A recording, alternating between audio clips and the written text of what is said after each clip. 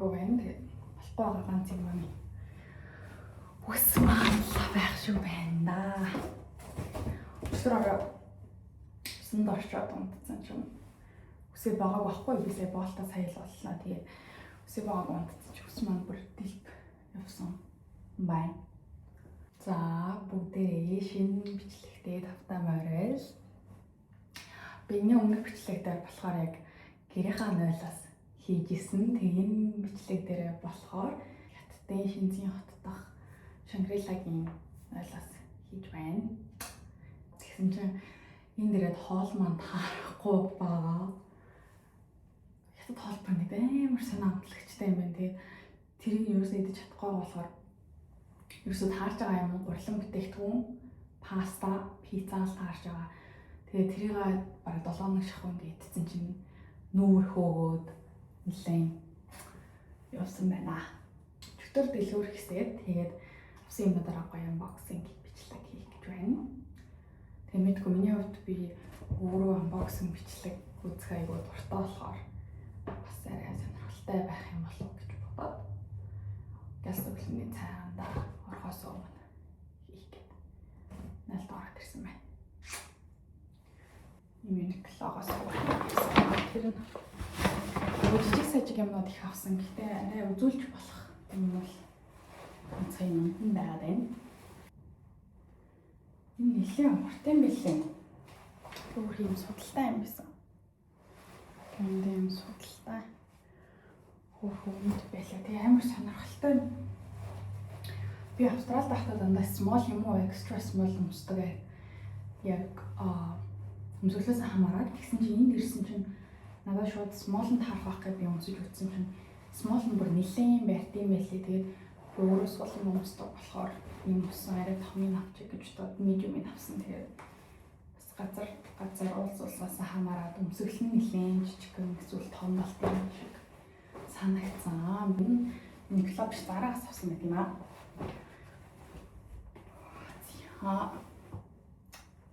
Энэ бүр нэлээд урт юм байлээ. Тэгж байхад гай.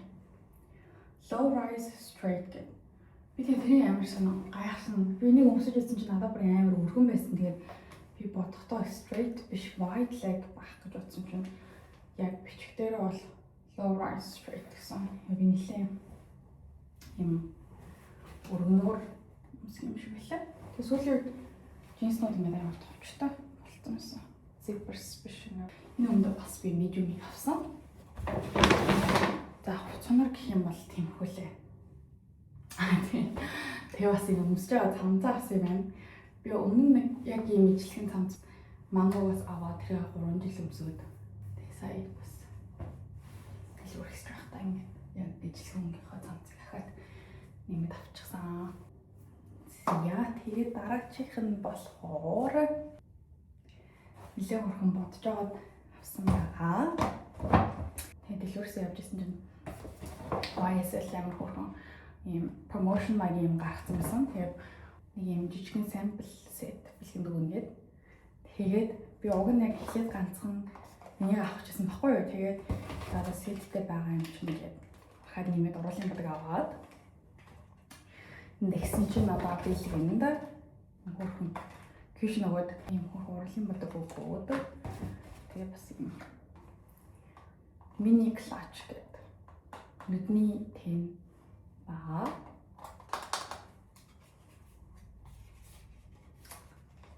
Брэм хөрхөн. Энэ болохоор нэлээд юм бор өнгөтэй байгаа. Энэ хоёр нь ингээд ингийн энэ хоёр нь болохоор саатай. Тэг хамгийн хөөрх юм эндээ толтой болохоор би яг өмнөх нэг нүүр бутдаг бичлэгэн дээрээ анзаарсан юм надад юу тол байдгүй мэлээ. Тэгээд энэ бас яг хөрхөн нүрээ бүтэн харж чадхаар айгу том талтай юм шиг. Дараачих нь болохоор энэ хөрхөн уруулын бодог байна.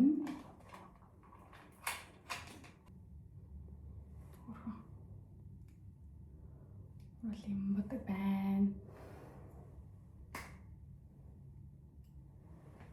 За энэ өнгө нэг иймэрхүү. Ингээ харахаар черryтэй айгу тустай өнгөтэй. Гэхдээ яг түрхэлтийн харах юм бол үгүй юм билээ. Би яг харж байгаа nude хуу rose хуу гэж бодож байгаа. Жохон rose тал руугаа байх юм бол гоё тод харагдана гэж бодсон. Berry-ний өнгөтэй юм байна. Low berry 154 гэнэ. За тэгээд яа төхөж жөө. Би нэг авчаад ерөөсөө төхөж үзег байхгүй юу? Зүгээр тестний л төхөж үзсэн.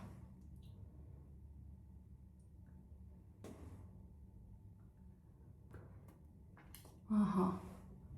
Тэг ер нь л миний хүсэжсэн өнгө маань мөн юм тодорхой. Тэгээд жоохон улаан туяатай. За хамгийн хөөрхөн нь надад таалагдсан энэ нуруулахын бодог заяа. Одоо ягаан өнгө гэсэн баггүй ер нь л тэг би өнгөнд харж байгаа солилцсон юм. Одоо ерөөсөө юм тод мат улаан өнгө урлын бодог байхгүй. Тийм чинь хаяаны төрхөд тэг жижиг юм чинь гэж боддог юм. Час улааныг авчихсан.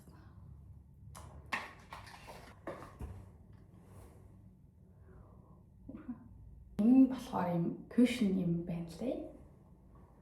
Энэ нэлийн цайвар өнгөтэй санагдсан надаа. Тэгээ хамгийн гол нь би уруулын будганда өнгийг анхаарад cushion-доо ерөөсөө өнгийг анхаараагүй аваа гараад ирсэн чинь одоохондоо яг би задлаагүй болохоор ер нь л буцчиход өнгийн солиулчих гэж бодоод байгаа юм. Тэгэхгүй бол энэ нь нэлийн цайвар өнгөтэй юм байна. Миний надад хамгийн таалагдсан юм нь энэ өнгөн бүр амар хөөрхөн. Яг юм усан ягаан өнгөтэй юм билээ. Тэг яг нөр бодгийн маань гүшлаатан дотор явж байхад маш хөөрхөн харагдах байхаа. Би тэгэхээр энийг бол яг өөрөө төрөхгүй. Энэ бол яг хөшөлтийн эсрэг анти эйж юм лээ. Тэгэхээр ер нь бол ээжтэй хөгжгөн. За. Unboxing бичлэг маань дуслаа. Одоо ингээс нүүрэн дээр нэг хэд юм 6 дахь. Тэгээд 6 дахь өглөөний цайнд орно.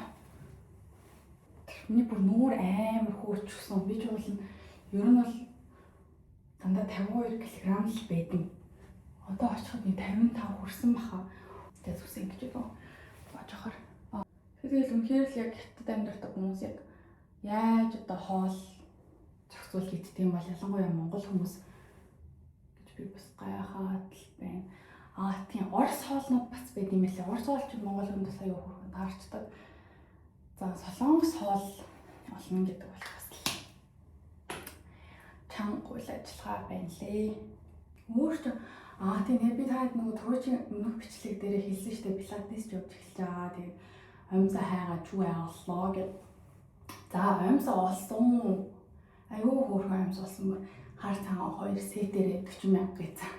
Аюу боломжтой амьс болоод тэгээ пилатес та явсан. Явсан сэтгэлээ бас тайттай байх болцсон. Эхлээд пилатес явах уу, хот йогонд явах уу, жимд явах уу гэд 3 сонголт өгсөө. Тэгээ ер нь бол за хот йогонд бол арай ингээд сунгалт сайжруулдаг гоё байхаа гэж бодоод миний хувьд миний нуруу жоохон удаан зогсч мосгоор хилээд байгаа байхгүй юу. Дахиад жоохон судлаад үзсэн чинь хот йогонгоос илүүтэйгээр пилатес нуруунд аягүй сайн байдаг гинэ. Хөлөө өргөөд тэгээ хоёр гараараа яг реформер дээр хэвтцэн уягаараа ингээд татдаг юм билээ. Ер нь бол ингээд бие татаад байдаг юм шиг надад санагдсан. Тэгээд миний хувьд бол тэгж яг хэвтээрээ тасгал хийх нь тэгээ нурууг маань суллаад айгуу гоё болгосон. Яг хичээлийнхаа дараа нь ингээд миний нуруу амар хөнгөө оргоод тэг яг миний хувьд бол пилатес надад маш сайн тохирсон дасгал болсон гэж би бодлоо. Тэгээ та гоё дасгалын юм сонирхож байгаа бол пилатесийг бол заавал оролдоод үзэх хэрэгтэй. Санагдаа би ингээ олон хоног амралтаар дээрээсээ жоохон хол явчаар ядарчаад байдгийн. Тэгсэн чинь миний яг энэ нүдний доор энэ донтоо ингээд өвдөг гарах гээд өвч орсон. Тийм учраас нүдээ юусэн бодож чадахгүй байгаа. Одоо хол явж байхад бас бохор цохор оруулаа, нөгөө төбөр уламд ортуулаад хайчижсэнээс ер нь бол бодохгүй л тайцсан дээр баг. Тийм тэгээд дээрэс нь би одоо энд Шангрилад бодлоо байхгүй юу. Тэгээд Монгол Шангрила, Эндхийн Шангрила хоёр яа гэжлхэн үнэтэй юм гэлээ. Яг нөө сүлжээ бодол болохоор ч тэр юм уу яг стандарт юу бүх юм амар ижилхэн. Тэгээ яг ороод ирсэн чинь бүр яг Монголд явж байгаа юм шиг санагдсан. За. Юу нь бол болчлоо. Одоо тэгээ цаахан гарч өглөөнийхөө цаг өмнө өдрийн хамгийн гой хоолтой хэсэг нь өглөөний цай болсон. Тэгээ өдөр оройн цагаар ингэж идэх юм бас нэг олдоц муутай. Олдоц муутайгаас илүүтэйгээр ингэж яг хоолныхын тейст нь ингэ таарахгүй байгаа хгүй юу. Тэгмүүд ганц таарч байгаа юм болохоор пизза, дахиад паста,